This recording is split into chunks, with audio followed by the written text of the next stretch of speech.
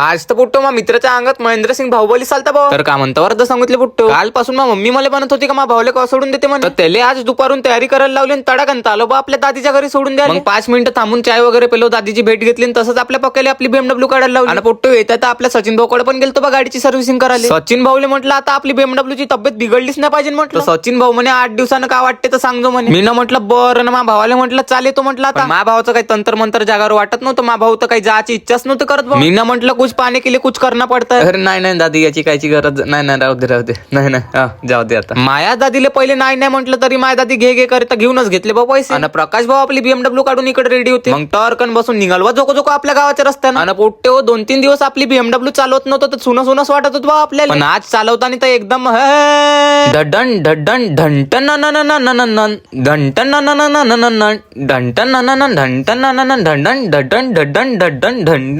घंटन एकदम झोको करत पहिले आलो आपल्या BMW पाणी पाजायला. झोको आपली BMW पाणी पित होते तेवढ्यात आपल्या दादीने दिलेल्या पैशाचा वापर इथंच करून घेतला. मग तिथून निघालो तो तेवढ्यात आपल्याला आलता आपला सोबती धम्माचा फोन. सोबती म्हणे इकडे सोडून दे म्हणे प्रकाशले, इथून मी घरी घेऊन जाईन म्हणे. आणि धम्मा तर खूप आमच्याकडे टावर पाहत होता म्हणून मा सोबती प्रकाशले इथंच दिला बा उतरून आपण. आणि पुट्टो धम्मा भाई बी आपली इकडे चांगली रील बनवते. पुट्टो एकदम झकास खतरनाक शूट आम्हाला बी आतापर्यंत समजून नाही राहिला. आणि पुट्टो इथं आल्यावर तर असा शूट पाहायला भेटला का जे आम्ही ना जिंदगीभर कधी पाहिला नसेल. तर चला पुट्टो आजचा ब्लॉग आवडला असेल तर लाईक कमेंट नक्की करा.